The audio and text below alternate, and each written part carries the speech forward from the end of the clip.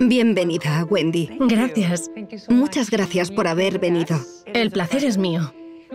Eres una gran autora, una excelente oradora, pero diría que, por encima de todo, eres neurocientífica. Sí. Una neurocientífica muy conocida. Me gustaría que nos explicaras cómo y cuándo decidiste que querías estudiar neurociencia, dedicar tu vida al estudio del cerebro. Sí, lo recuerdo perfectamente. Fue mi primer día en la Universidad de Berkeley. Me había apuntado a un seminario dirigido a los de primero, una clase pequeña de 15 alumnos, con un profesor hablando de su especialidad. Me fascinó una clase llamada El cerebro y su potencial. La impartía la profesora Marian Diamond. Yo no la conocía, entré en la clase porque me interesaba, pero fue memorable. Ella en general ha sido memorable para mí desde ese primer día y durante toda mi carrera. Estaba de pie delante de la clase. Era muy alta y atlética. Llevaba una bata de laboratorio blanca encima de una blusa y una falda preciosas. Y tenía una sombrerera floreada delante. Nos dio la bienvenida y nos dijo cuánto se alegraba de vernos a todos en esa clase, porque significaba que nos interesaban nuestros propios cerebros. Nos recordó que el cerebro es la estructura más compleja que conocemos. Mientras nos contaba todo lo que hacemos gracias al cerebro, sentir, ver, reír, contar chistes, abrió la sombrerera y, con las manos enguantadas, sacó un cerebro humano real de ella. No nos esperábamos que ese fuera el contenido de la caja y, por supuesto, era la primera vez que veíamos un cerebro humano.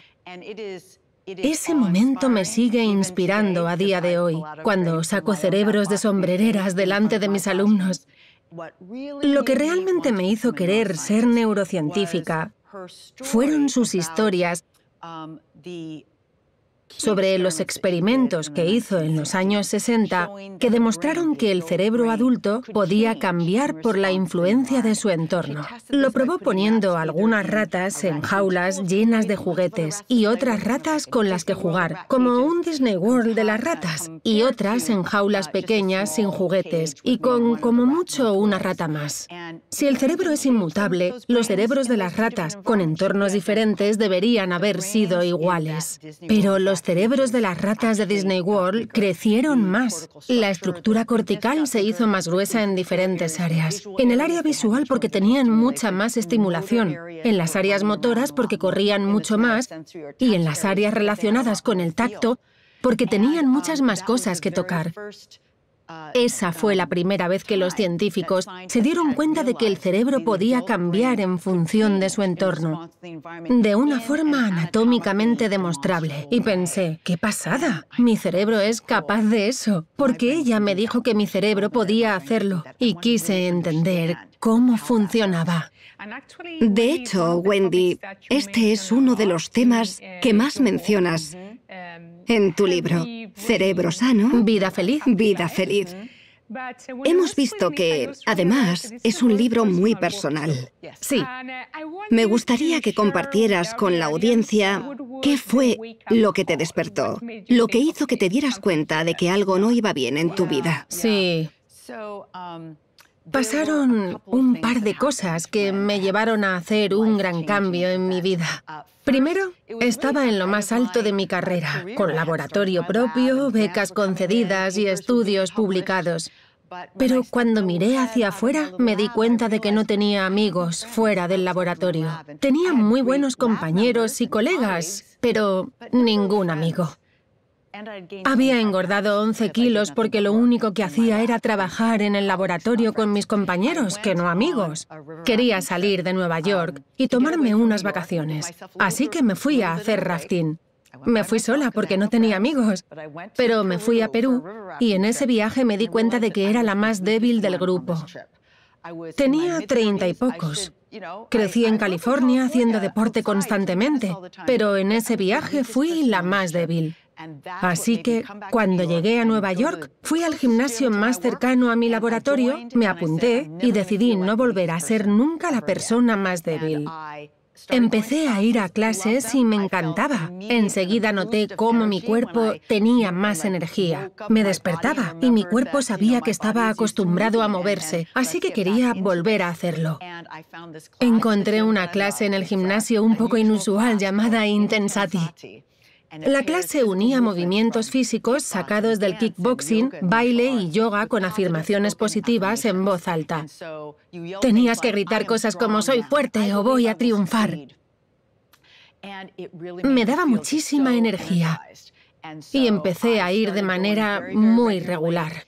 Cuando pasó más o menos un año, porque 11 kilos son muchos, bajé esos 11 kilos.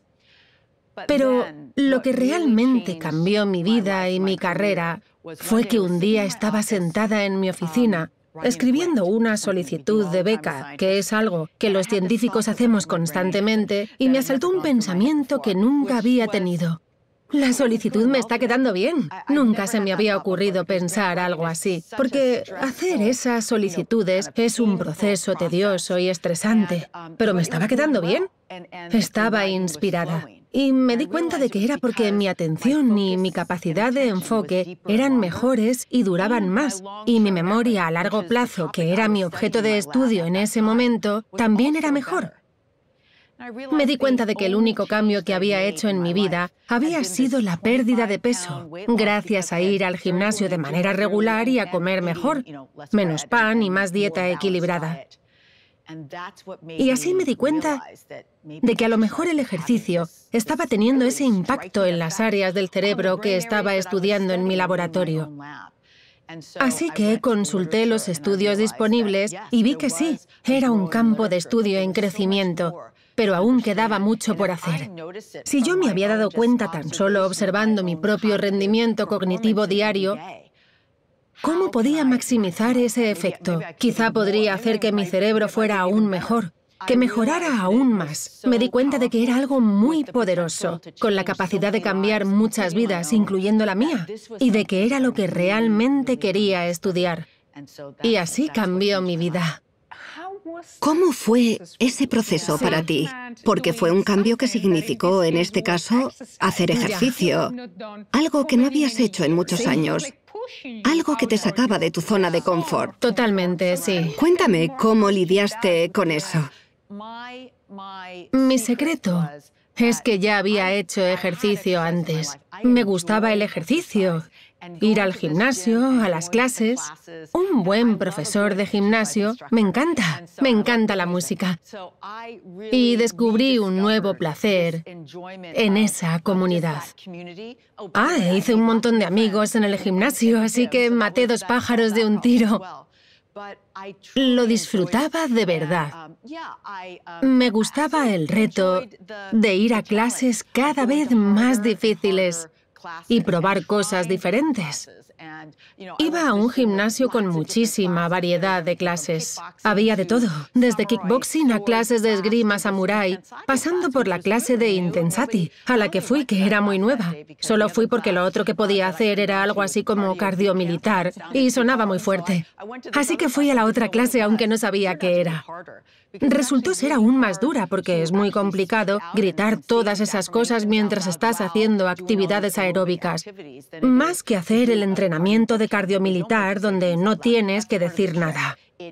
Era parte del truco. Incrementa la carga cardiorrespiratoria y a la vez es un beneficio psicológico, porque al gritar tantas cosas positivas, aumenta aún más la subida natural del ánimo que proporciona el ejercicio físico.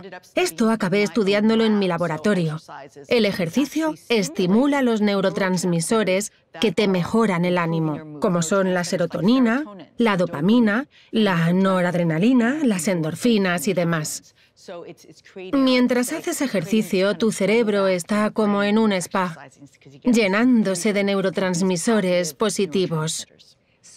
Quiero que nos centremos un momento en eso, porque cuando te diste cuenta del efecto que estaba teniendo el ejercicio en tu estado de ánimo, en tu productividad, decidiste cambiar el objetivo de tu investigación y comenzaste a centrarte en la relación entre el ejercicio y el cerebro. Sí. Wendy, ¿qué has aprendido sobre esto? cómo cambia el ejercicio nuestro cerebro, tanto morfológicamente como su funcionamiento. Sí. Mantengo que el ejercicio es la acción que más impacto puede tener en tu cerebro hoy mismo y la acción que más impacto puede tener en cuanto a su longevidad en el futuro. Por 3 motivos. El primero es el que hemos estado comentando. La actividad física tiene efectos inmediatos en el funcionamiento del cerebro.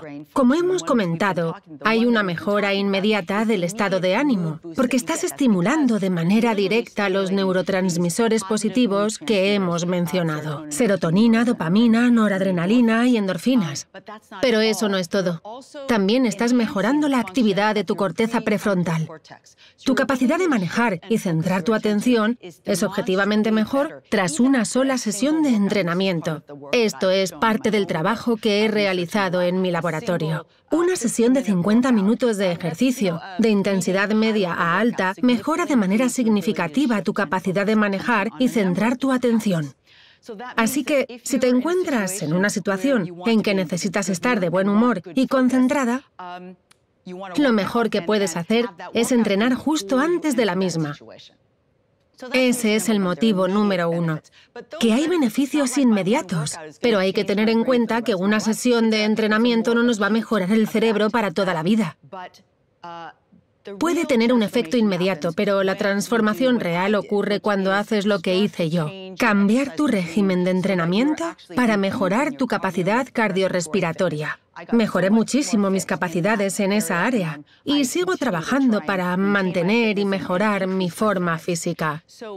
Gracias al ejercicio a largo plazo, estarás cambiando literalmente tu cerebro. El efecto más importante de esto es que al hacer ejercicio, estimulamos el nacimiento de nuevas células cerebrales en la estructura que yo llevaba estudiando 25 años, antes de cambiar de objeto de estudio, la estructura más importante para la memoria, el hipocampo.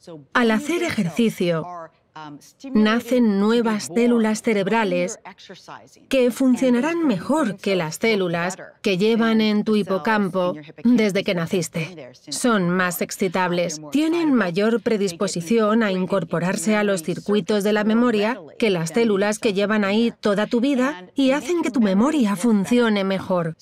Creo que casi todo el mundo, si pregunto, ¿quieres tener mejor memoria a largo plazo? Por supuesto. Sí, la respuesta es sí. Es un asunto crítico. Es decir, te estoy diciendo que la actividad física regular puede hacer que tu memoria mejore porque estimula el nacimiento de nuevas células cerebrales. Solo hay 2 áreas del cerebro humano adulto donde pueden nacer nuevas células. Una es el hipocampo, donde el estímulo necesario es el ejercicio, y la otra es el bulbo olfatorio estimulado por la presencia de muchos olores. Al enriquecer el entorno olfativo se crean muchas células nuevas en esta zona. Pero el hipocampo es lo que más interesa a la gente. Primero porque es importante para la memoria y usamos la memoria cada día. Quiero tener buena memoria. Y segundo, porque es la estructura cerebral a la que más afecta la vejez y la demencia, cuya principal manifestación es el Alzheimer. Haciendo ejercicio de manera regular mejora el funcionamiento de la memoria de manera instantánea antes de alcanzar la edad dorada. Se mejora la fortaleza, el tamaño, el número de sinapsis y la capacidad de memorizar del hipocampo, para que el envejecimiento tarde más en afectar al cerebro y en comenzar a causar déficits en la memoria.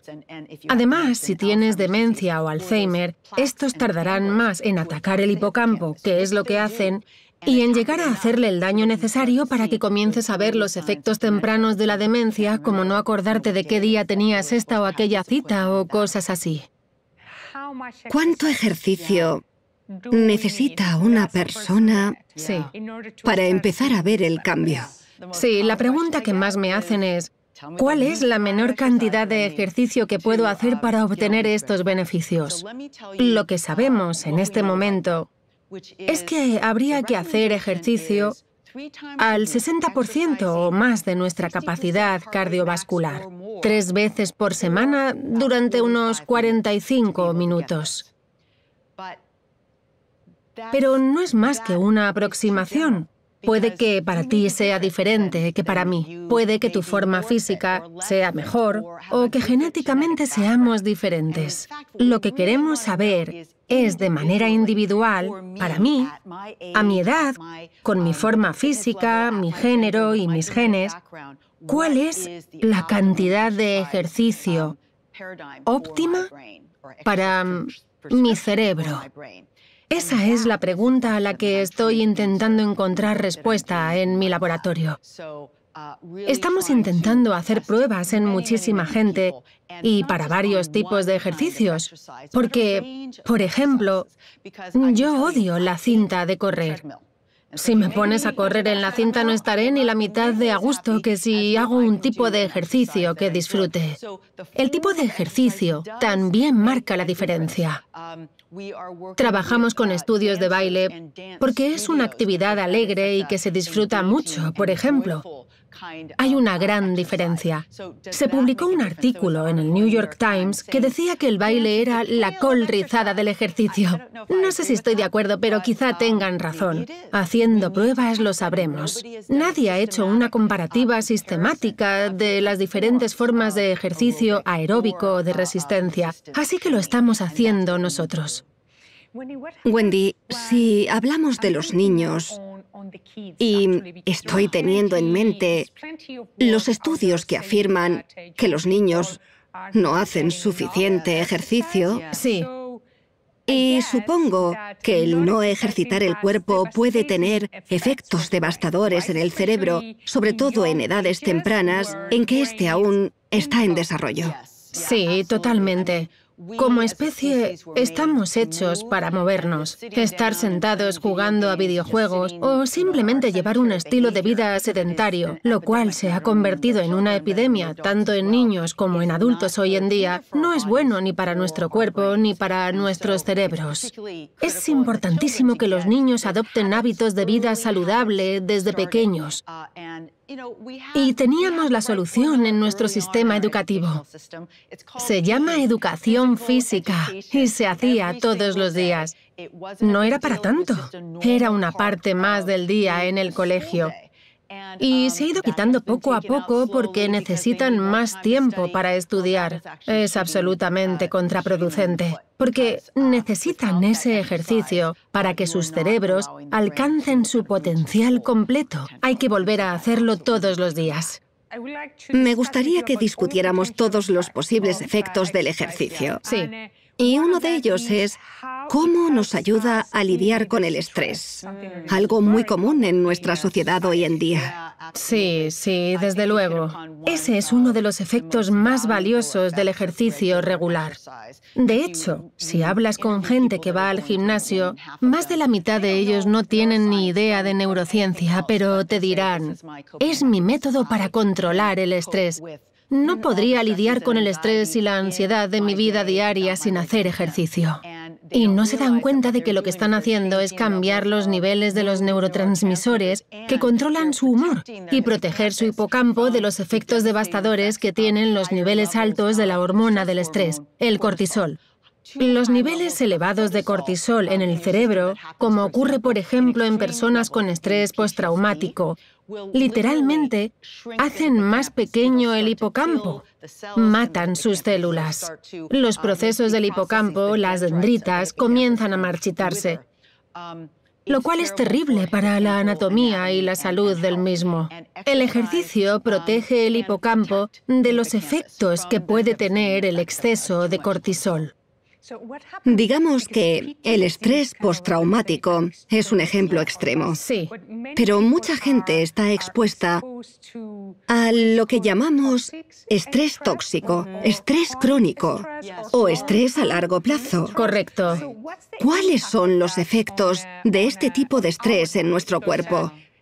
Obviamente, tenemos mecanismos biológicos que nos ayudan a controlarlo, Sí. pero si ese estrés sigue presente durante mucho tiempo, Sí.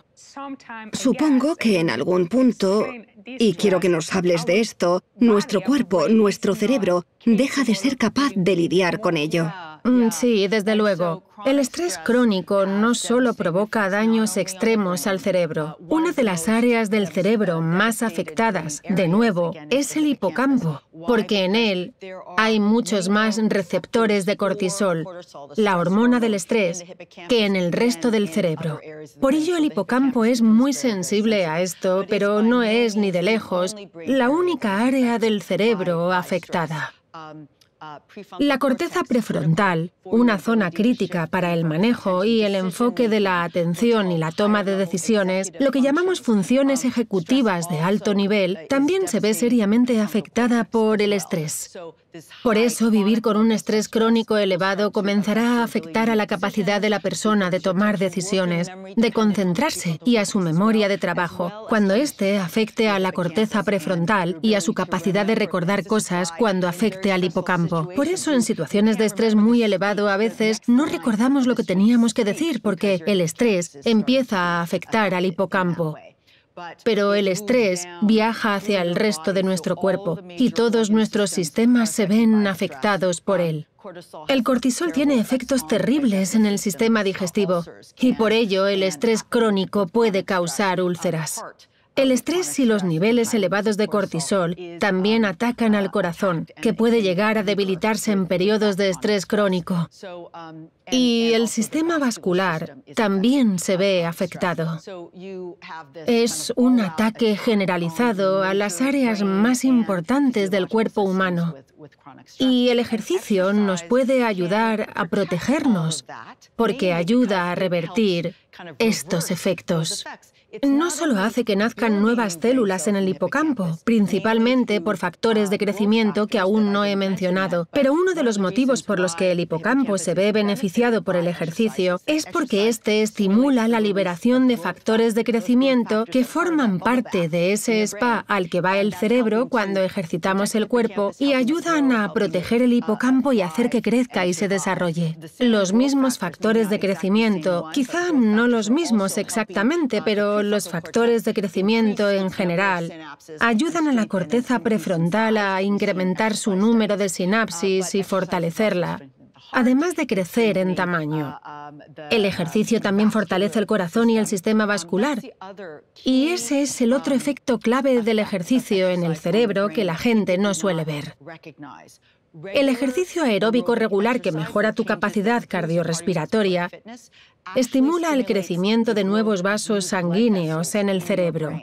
Y esto es importantísimo, porque el cerebro es el consumidor número 1 de oxígeno de nuestro cuerpo. Cuantos más vasos sanguíneos tenga para proporcionarle esa sangre oxigenada, mejor funcionará. Ese es otro motivo por el que el ejercicio regular mejora el cerebro y puede ayudar a paliar los efectos del estrés en el mismo. Sé que el tema de tu próximo libro, que sale en septiembre, es la ansiedad. La ansiedad, sí. Y hablas de ansiedad buena y mala. Sí. No voy a pedirte que nos cuentes muchos detalles, pero quiero que nos des algunos consejos o pistas sobre cómo el ejercicio ayuda a lidiar con la ansiedad. Por supuesto, sí. Hay estudios que demuestran que el ejercicio regular que incrementa la capacidad cardiorrespiratoria ayuda a disminuir los efectos de la ansiedad, ayuda a reducir la ansiedad. Por los mismos motivos que palia los efectos de la depresión, porque estimula la producción de neurotransmisores como la dopamina y la serotonina, cambiando el humor. Se conoce más sobre los efectos del ejercicio en la depresión, en desórdenes depresivos graves. Estudios clínicos muy importantes han demostrado que el ejercicio aeróbico regular puede ser tan efectivo como algunos de los antidepresivos más frecuentes para tratar desórdenes depresivos graves, lo cual es impresionante. Hay pruebas también de que podría tener un efecto similar sobre la ansiedad. Mejora el humor. y nos da energía. Creo que el ejercicio es muy importante para cualquier persona que esté lidiando con ansiedad crónica, algo que está muy extendido en nuestra sociedad actual. Wendy, en tu libro mencionas otras cosas que pueden cambiar cómo funciona nuestro cerebro, mejorar su rendimiento o hacernos más felices. Sí. Además del ejercicio, los llamas brain hacks o trucos para el cerebro. ¿A qué te refieres? ¿Qué son? Estos trucos son maneras rápidas y fáciles de mejorar el cerebro. Por ejemplo, respecto al ejercicio, no hace falta que te apuntes para hacer un triatlón. Con ponerte tu canción favorita y bailar dándolo todo en la cocina puede ser suficiente. A ese tipo de cosas me refiero. Cada capítulo de Cerebro Sano, Vida Feliz tiene uno de estos trucos al final que te permite incorporar las ideas de las que se ha hablado a lo largo del capítulo en tu vida diaria, ya que todas se han diseñado para que solo roben 4 minutos o menos de tu tiempo. Si quisiéramos usar este tipo de trucos para las áreas más cognitivas del cerebro, ¿qué nos recomendarías?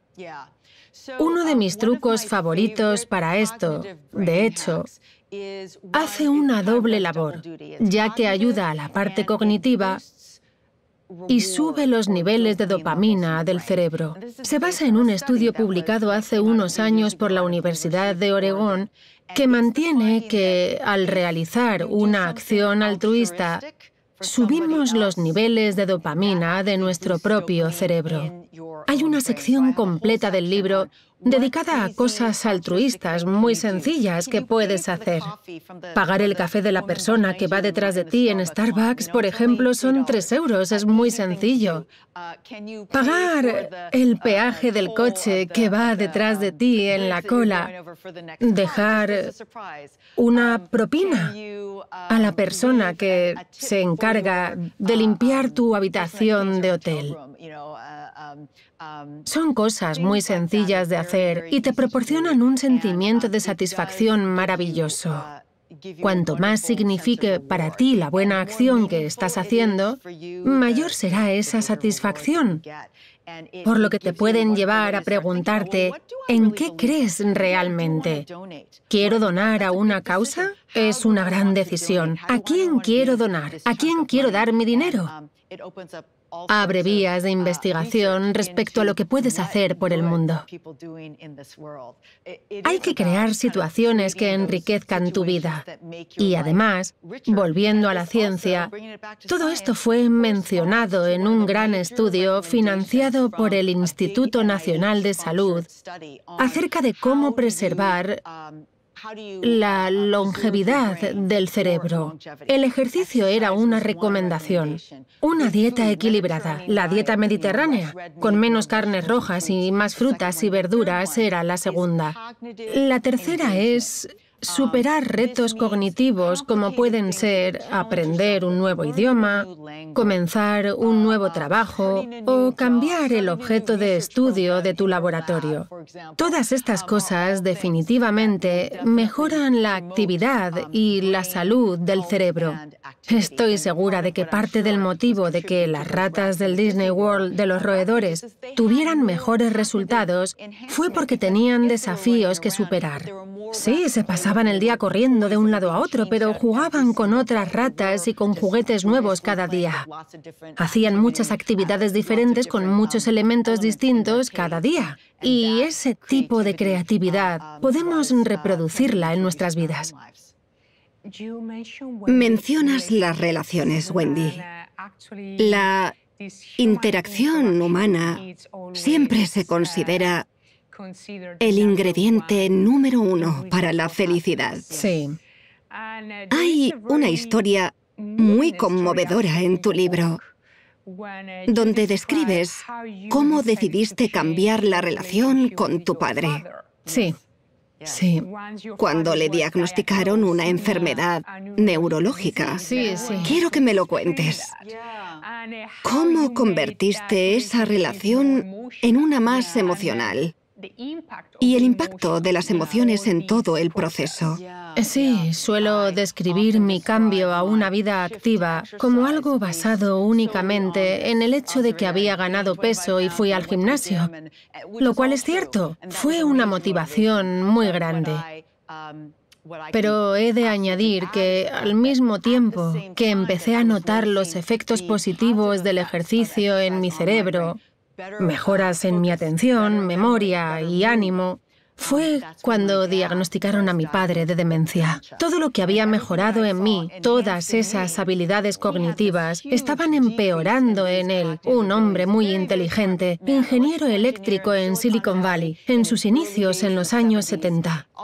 Muy listo, curioso, siempre leyendo algo. Y un día llegó a casa después de ir, como todas las tardes, a por su café a una cafetería cerca de casa, a solo unas 7 calles de distancia, y le dijo a mi madre que le había costado encontrar el camino de vuelta.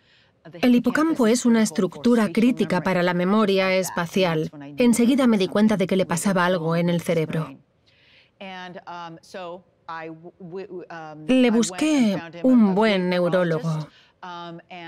Y se estabilizó. No se encontraba muy bien, pero mejoró. Eso sí, nunca recuperó la memoria del todo. Su personalidad era la misma, pero le costaba recordar cosas que antes hubiera sabido. Entonces, me di cuenta de que quería cambiar nuestra relación personal. Como descendiente de tercera generación de japoamericanos, nuestra cultura es muy educada y amable, pero no muy afectuosa. Por ejemplo, en mi vida adulta no había dicho nunca "te quiero" a mis padres. Es algo muy emocional. No lo hacemos. Cuando pasó todo esto, cuando vi que mis padres se hacían mayores, me di cuenta de que quería decírselo. Ellos vivían en California y yo en Nueva York. Sabía que no podía empezar a decirlo como si nada cuando hablábamos por teléfono los domingos, así que decidí que lo correcto sería pedir permiso y que lo haría ese mismo domingo. Me puse muy nerviosa y me molestaba pensar que, como adulta, tuviera que pedir permiso a mis padres para eso. Era ridículo y estuve a punto de dejarlo pasar. Pero lo cierto es que tenía miedo, no sabía qué dirían porque nunca había preguntado algo así. Y ya que iba a preguntarlo, no quería que me dijeran que no. Así que me decidí. La única manera de saberlo era preguntando.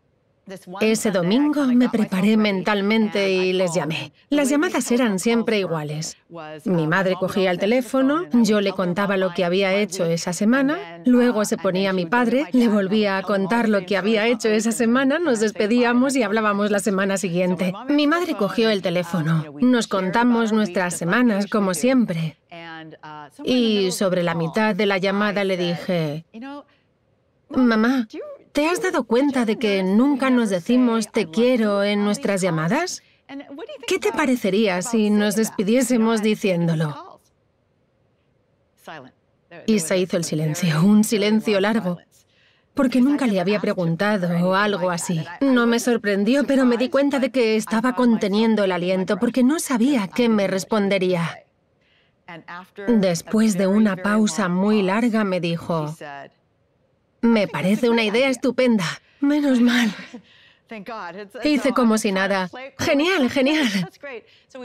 Acabamos de hablar y me di cuenta de que la situación se tensaba, como dos leones rondándose, porque las dos sabíamos que había acabado la conversación y teníamos que decirlo. Es una cosa hablar de decirnos que nos queremos y otra diferente el decirlo en voz alta.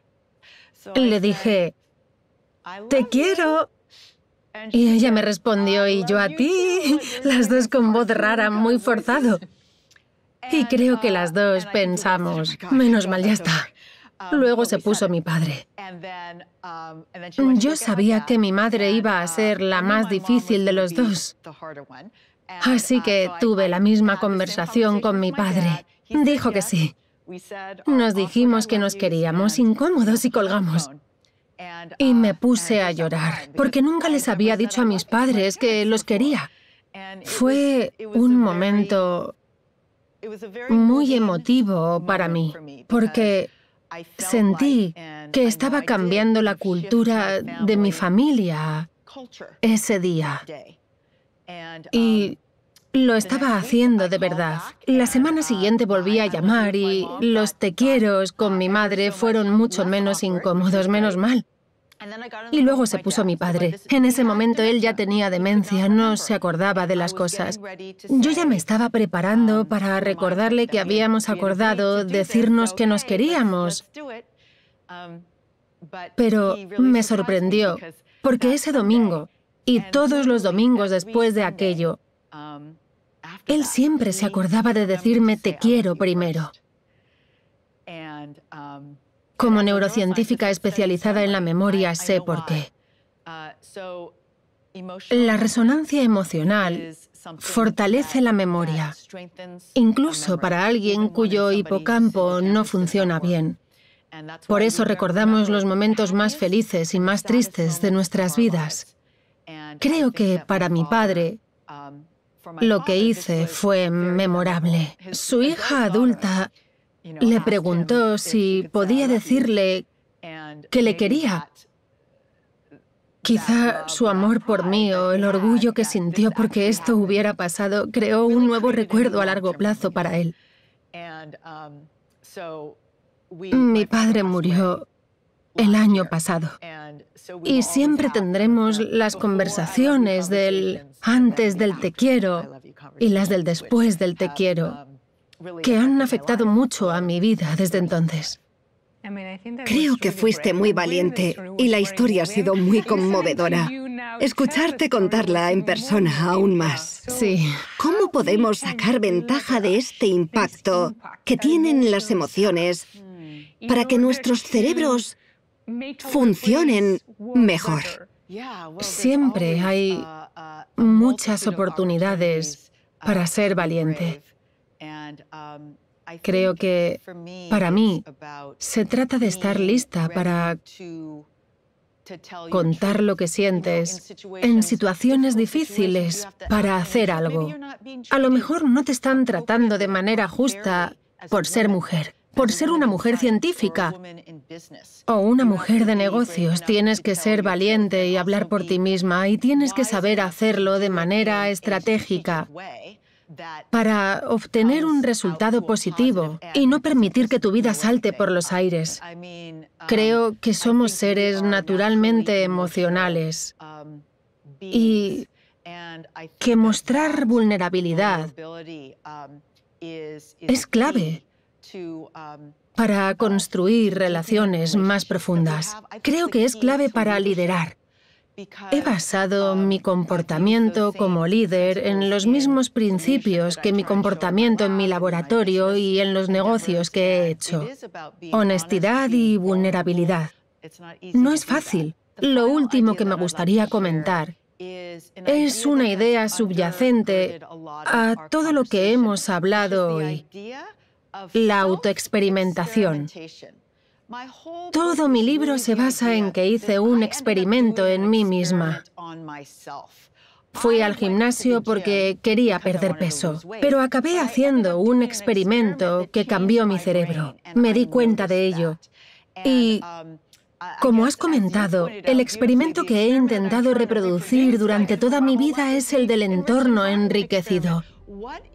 ¿Qué vida y experiencias quiero tener para enriquecerme y conseguir un cuerpo y cerebro lo más sanos y activos posible, para vivir el mayor tiempo posible con altos niveles de cognición? Este no es un experimento limitado a neurocientíficos. Es algo que puede hacer cualquiera, porque lo que mides es cómo de bien te sientes. ¿Ese ejercicio te hace sentir bien? ¿Odias esa forma de hacer ejercicio? Vale, no la hagas, pero encuentra una que te guste.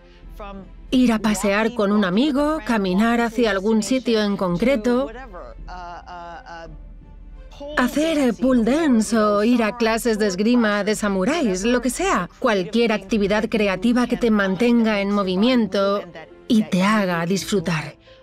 Hazlo con la comida, con la meditación y el silencio, con el tipo de relaciones que tienes y la vulnerabilidad que muestras en ellas. Desde el punto de vista científico es un experimento, pero es un experimento que haces con el objetivo de vivir una vida sana y feliz. Muchas gracias, Wendy. A vosotros.